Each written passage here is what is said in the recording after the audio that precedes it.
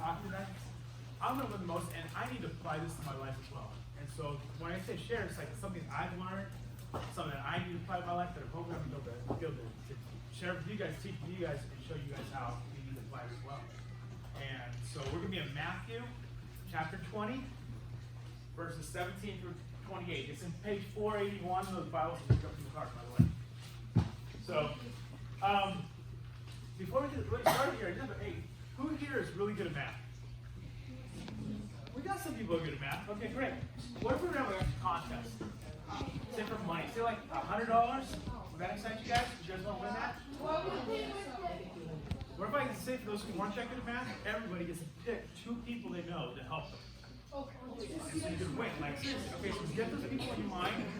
Okay, get them in your mind who you think you would pick. And then once you have them, say 2 of your really close friends who are not good at math came up to you and were like, hey, we're going to be a team, right? Because we're friends. And you're going to be like, hey, I want to win this contest, right? You're not going to be like, this isn't who's got the cutest dance contest. This isn't, who's good at Smash Bros contest. This is math, right? Hello, math contest. I want to win.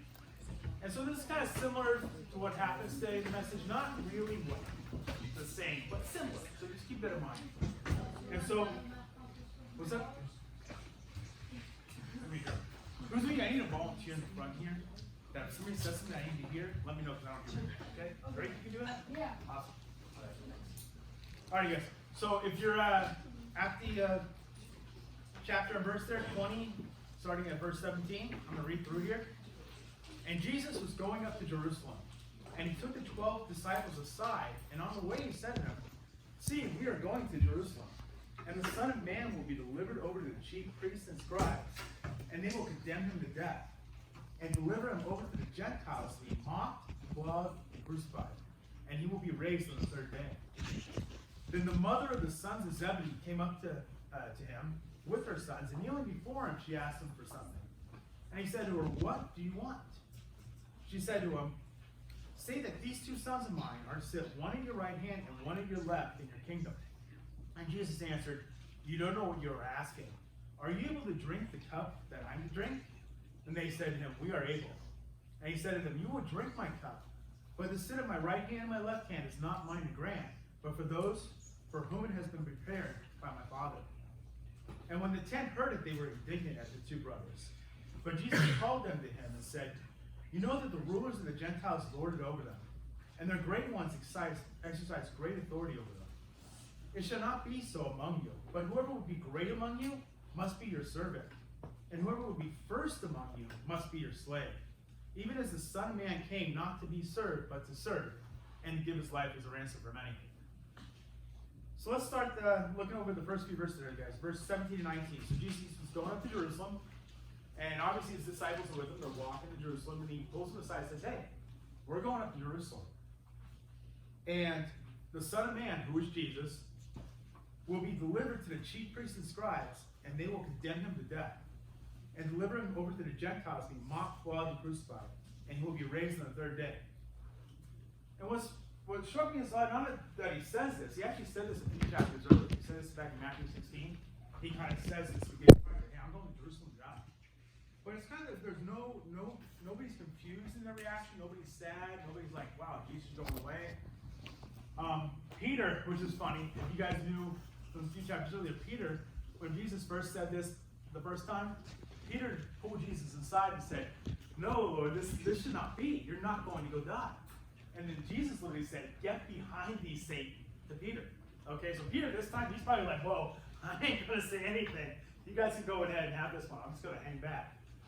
And so we don't get any kind of reaction like that. What we do is get his request. And if we look at verses 20 and 21, then the mother of Zebedee, of the sons of Zebedee, came up to him with her sons, and kneeling before him, she asked him for something. He says, well, what do you want? And she said, say that these 2 sons of mine are to sit one at your right hand and one at your left in your kingdom. So she actually kind of guessed the guy. She kind of guessed what's going on here, because she's not saying, hey, when you die, can my sons talk at your funeral? She's not saying, hey, can they have your stuff? She realizes that Jesus is going to be raised. He's going to be king when he gets raised. And she understands that, because she's like, hey, when this happens and it's done, you're king. can my son sit at your left and your right hand? So she kind of gets what's going on here. And that's pretty incredible, actually. And so when asking this question, you gotta realize too that these two disciples, these are John and James. Jesus nicknamed these two disciples the sons of thunder. We don't want, no, I don't know what, you gotta to get a nickname from Jesus, you gotta do something, okay?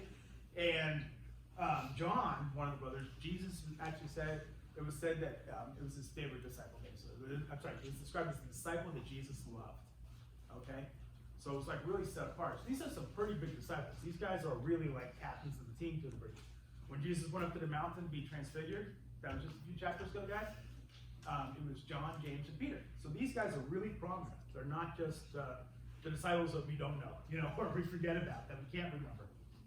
So these are pretty strong candidates for leaders of Jesus' kingdom. So what does Jesus say about this?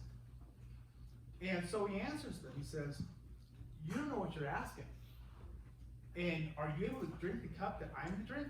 And they said, we are able. And he said to them, you will drink the cup, my cup, but to sit on my right hand and left hand is not for me to decide, but it is for those that have been prepared for my Father. So, who knows what he means by the cup that he's to drink? Is that? You don't know? Anybody else maybe know? The blood of Jesus. Huh? The blood of Jesus. The blood of Jesus? Not quite. Jesus is not going to drink his own blood. What is that? Is that? Yeah, very close. So it's right what we were talking about, guys, in the first three verses, 17 through 19, where Jesus is saying, I'm going to Jerusalem, and what's he going to be condemned to death? He's going to be handed over to the Gentiles to basically be made fun of, to be beaten, and be killed. So the Bible uses that symbolism of the cup, you know, drinking the cup that's given to you. It uses that symbolism in the Old Testament a lot. I don't know why they use it, to tell you the truth. I haven't really delved in it, but basically the cup that he's to drink is that taking on, being mocked, being made fun of, being beaten, being killed. So he's basically saying to the other disciples, is like, or to these two brothers at least, hey, are you able to drink the cup that I have to drink? You know, I'm going to be king in heaven. You want to be right next to me. Are you going to be able to drink that cup? And they said, yeah, we can drink it. Well, you will. I don't know if they fully understand the cup he was talking about then. It's possible they did. But he goes through, he says, look, that's noble. Sacrificing your life is noble, but that's not going to make you great in my kingdom. My kingdom's not about just going in and getting yourself made fun of or hurt or killed. That's not what my kingdom's about. So he starts off with that, just kind of pointing out, hey, are you guys sure you're ready for this? But he goes a little further, and he knows that they just don't really not realize what the kingdom's all about. So next we get the verse 24. It says, and when the 10 heard it, so they heard this transaction, they heard what the mother and the brothers were asking, they were indignant at the two brothers. So who knows what indignant means? You know what? Mad? Kind of, sort of. It is mad, but mad for the reason. Anybody know the reason? So you guys are probably, if you have brothers and sisters, let me know you've been indignant times. See? Probably mad at them because they're probably with Jesus because they want to be on his right and left hand, but these guys are just. So it really means it's being mad at something that's unfair. Okay, so if you have brothers and sisters, have you ever been indignant? Okay, I know I was. My two sisters, I had 3 sisters and a brother. 2 of my sisters, both my age, they would gang up all the time on me with stuff that's unfair. You know? There was 2 of them, 1 of me. If they were in trouble with mom, they would try to point out, oh, well, Jeff, what about Jeff? He hasn't done this. He needs to do that. Constantly unfair stuff. They would gang up on me. Always indignant. You've got brothers and sisters, you got friends, you're going to be indignant sometimes. So they were mad at the 2 brothers. They were indignant. They were mad because of the unfairness of them going asking to be put in charge of them. They wanted to be next to Jesus, basically. So they were mad, and then Jesus still sees that they don't get what his kingdom's about. So Jesus called them to him, and said, you know that the rulers of the Gentiles lord it over them, and the great ones exercise authority over them. So what he's talking about is like earthly kingdoms, guys. And I know kingdoms, when you guys hear kings and kingdoms, it's probably hard for you guys to really kind of relate to that. Because it's not like we have a king of the United States, right? We got this guy's a president, he every 4 years has to get reelected. You guys really aren't affected that much by what the president says. You guys realize, like, kings were rulers over an area, and they were like the ultimate authority. They could say, if you came before them, even if you didn't come before them, but you came before them to like say, hey, you had a dispute, they could be the best person in the world of you or the worst. They could be like literally like, yeah, you're right, and rule in your favor. Or they could say, no, you bothered me, you took my time. You go to prison, you get killed, whatever. They were like the authority. Their word was law. So people respected kings, they served kings, that was the person they went to for everything in their life for the most part. So what happens in earthly kingdoms, and you guys will see this, the people get big heads. You ever have like somebody who gets captain of the team that they're on, and all of a sudden their head gets really swollen because they're captain now? They're the big cheese, they're like, they're the one that's putting the head, and then instead of being like humble, they're like, oh yeah, I'm captain now, look at me. Or they may like get bossy. You ever have a brother or sister who's put in charge for the night? And you're like, oh man, they're gonna tell me everything to do. They're gonna make stuff up that you don't have to do. They treat you different than your parents would that night, right? So maybe that's been you. Maybe you've been put in charge for that night. Yeah, and then all of a sudden you're like, okay, go give me my glass of water. Go do this. We know how it is. We've all been there. And so earthly kingdoms are really about pride, power, and stuff. And this is what the disciples are seeing. They're seeing, hey, these brothers want to be put in charge. They're thinking they're going to be underneath them. That they're going to be basically, these brothers now are going to be exalted above them. They're going to be like, their heads are going to swell with pride. They're going to tell the other disciples what to do now. It's like, you go get that donkey for Jesus. I'm not going. I'm in charge. So that's what they're scared of, guys. And so Jesus he really wants to explain what his kingdom's about, because they're not getting it. So verses 26 and 27, it shall not be so among you, but whoever would be great among you must be your servant, and whoever would be least among you must be your slave. So I want to take this back, guys, to the question I asked at the beginning of the math contest. You guys had some people in mind that would help you at math. And then you had your friends come that are just not good at math. And that's kind of what's happening, is they think just because they're your friends, just because they know you, that, hey, you're going to be the team. But Jesus is looking for some very specific qualities of who's going to be great in his kingdom. And the same way you guys are like, hey, I need to be good at math. So Jesus' kingdom is about love, mercy, and serving. The last couple of weeks here, we've been in Matthew for a long time, but really the last month, we've been over a lot of stories about mercy, about forgiveness, about loving people. And that's because that's what Jesus' kingdom is about. He's constantly talking about, hey, this is my kingdom. And the kingdom of God. How many times have you read these parables where he said, the kingdom of God is like this? Even just last week when K.O. was going over his message. And so, as we're going through Matthew, it's really important to keep that in mind, especially right now, is we're getting to show what Jesus is looking for in leaders. What Jesus wants us to be. He's not looking for us to sacrifice. That's one of my favorite verses in Matthew, or I should say, phrases that occurs a couple times in Matthew is, I'm not seek sacrifice, but mercy. I want mercy. I desire mercy, but not sacrifice. Mercy is really hard for us because we're constantly thinking about ourselves. We may think, hey, I work harder. This person's lazy, therefore they don't deserve things. And we always think that what we have is better, or we're better. We're constantly thinking of ourselves. It's not. Hey, let's face it. You're around yourself 24 hours a day, right? You can't get away from yourself. So obviously it's really easy to think about yourself all the time. But so Jesus is really saying, hey, if you want to be great in my kingdom, you need to serve rather than tell people to go do things or to be in charge. That's not what I'm looking for. I'm looking for people who are wanting to serve. And he says, if you want to be first, you need your slave. Does anybody know? Who can tell me the difference between a slave and a servant? They sound kind of similar. A slave is someone who's supposed to do anything that they're told. A servant is supposed to serve someone, like give them food or water. So it's like a limit of what the servant would do, right? So servants, it's like in their will, like they want to do it, but slaves, it's like against their will and they're like just forced to do it. no choice, right? So it's obviously harder to be a slave than a servant, because there's things you may not want to do, and it's really anything. There's no limit. You're not going to get paid for your work as a slave. A servant, you get paid, kind of like a servant nowadays, really similar to just anybody who works for somebody else. I'm a servant to my boss. because he pays me to do what he asks me to do. But there's a limit. There's a job description. There's a limit what I'm going to do for him. You know, so I really want to focus on serving them, because most of us we're all called to be servants.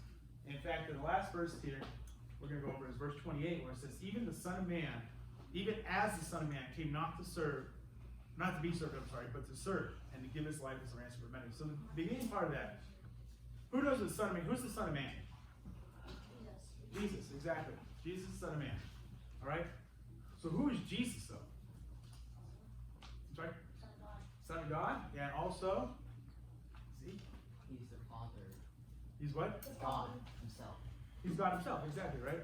So one of my favorite verses, my life group knows this, because the first verse we actually do is memory verse, is John 1:1. And it says, in the beginning was the Word was with God, and the Word was God. Now the Word is Jesus, so let's just replace the Word with Jesus, and then say that again. In the beginning was Jesus, and Jesus was with God, and Jesus was God. So Jesus is the ultimate authority. He is the King of Kings and the Lord of Lords. He is the top. If anything, he deserves 100% more than any of us to be served, right? But when he came down, he put that aside. He said, I didn't come to be served. I came to serve. And he says, just as, even as the Son of Man. So even as Jesus, even as God came down to earth not to be served, but to serve, we should look to serve and not be served. But let's be honest with us, in our lives, what do we spend more of our time doing? Do we spend more of our time serving other people? Or do we spend more of our time serving ourselves or expecting to be served in one way, shape, or form? Okay? How many of you do all your own laundry? Wow, that many people do all your laundry. Nice. How many people cook your dinner? Your own dinner every night? Every night? Not every night. Wow. Okay. How many people pay your mortgage?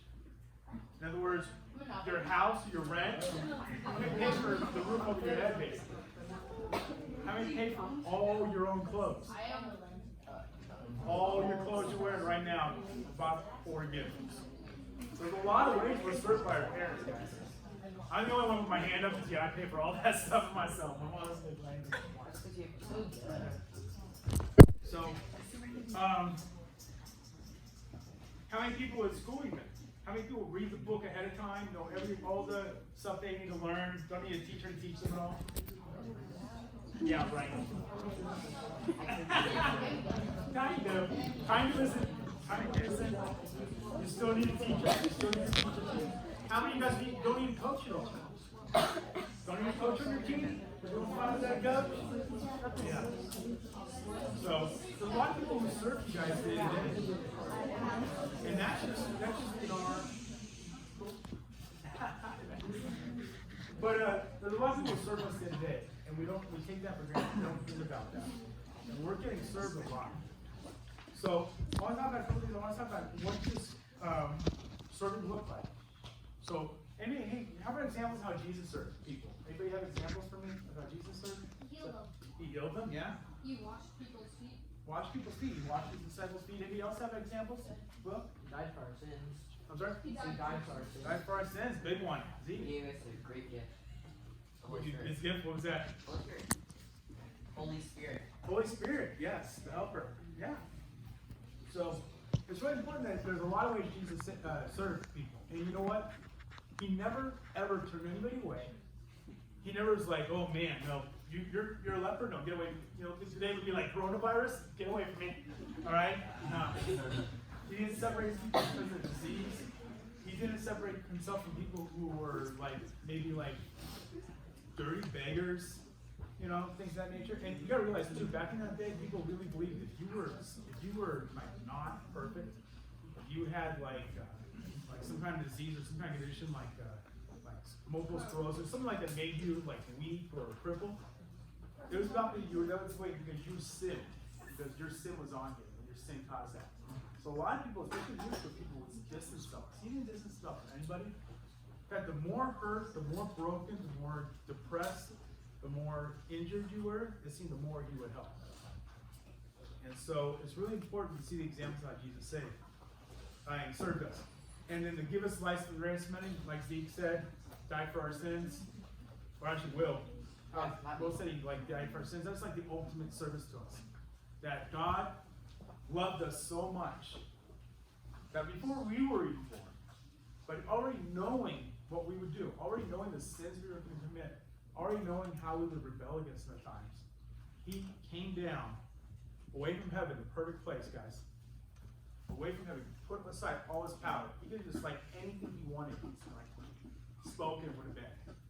Gave away his power to basically die for us, to like say, hey, I'm gonna come down here, I'm gonna serve you guys, wash your feet, be there for you in your times of need, heal you, feed you, all these things. And basically serve him. And here's the God of the universe humbling himself. How much more should we serve?